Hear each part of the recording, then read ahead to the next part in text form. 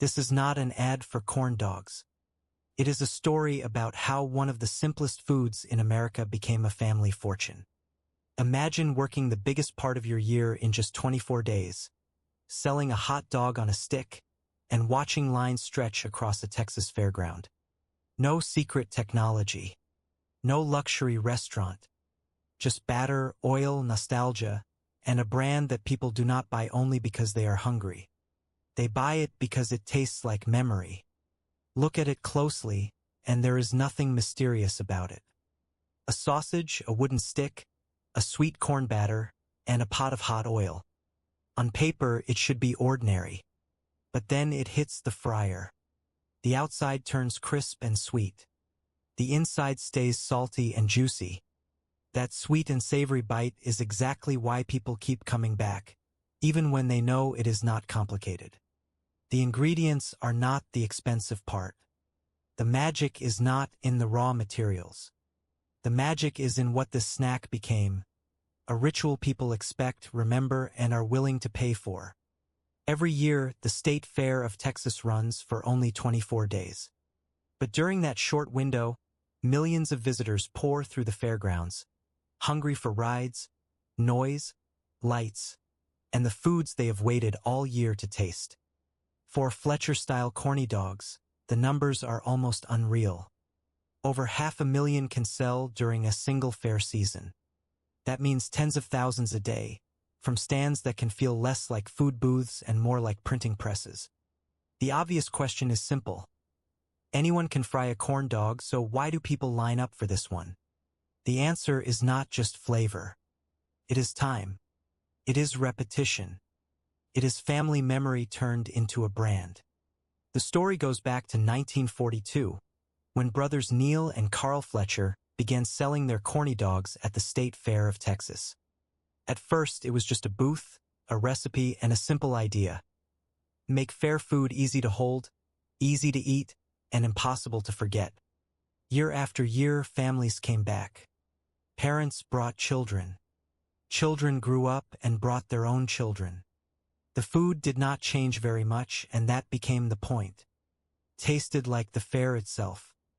That is the business lesson hidden inside the fryer. A competitor can copy the ingredients. They can copy the shape. They can even copy the price. But they cannot instantly copy 80 years of memories. At that point, the product stops being only food. It becomes a marker of place.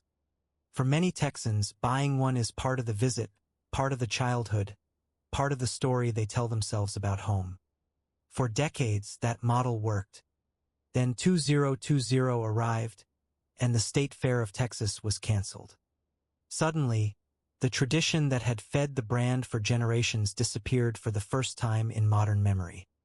If your most important business season lasts only 24 days, losing that window is terrifying. The lines vanish. The crowds vanish. The yearly rhythm disappears. What looked like a comfortable tradition suddenly becomes a dangerous dependency. But crisis has a strange way of revealing what comfort hides. Instead of waiting for the fair to return, the business began chasing the crowd. If people could not come to the tradition could drive to them. Food trailers and pop-up events turned the old fairground snack into a moving business. Ball games, community events, concerts, and parking lot gatherings became new stages. Wherever the crowd gathered, the fryer could follow. Then came another channel, catering. For a normal food vendor, a corn dog at a wedding might sound strange. But when a brand carries childhood, it can appear at graduations, parties, company events, and celebrations without feeling out of place. The third channel was even bigger, shipping. For Texans who moved away, this was not just frozen food. It was a taste of home packed in dry ice and sent across the country, turning homesickness into a premium product. That is why a corn dog can sell for far more than the ingredients suggest. People are not only paying for meat and batter. They are paying for a fairground, a childhood, a hometown, and a story they can taste. The first lesson is simple. Do not underestimate consistency. Many businesses search endlessly for a complicated invention. But sometimes wealth is built by doing one simple thing, in the same place, for so long that it becomes culture. The second lesson is about crisis.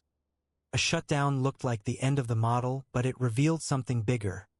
The business did not have to live only at the fair. The audience was everywhere. So the real story is not that a family got rich from a hot dog on a stick. The real story is that a simple product, repeated for generations, became memory. And once a product becomes memory, people stop comparing prices. They start protecting the feeling.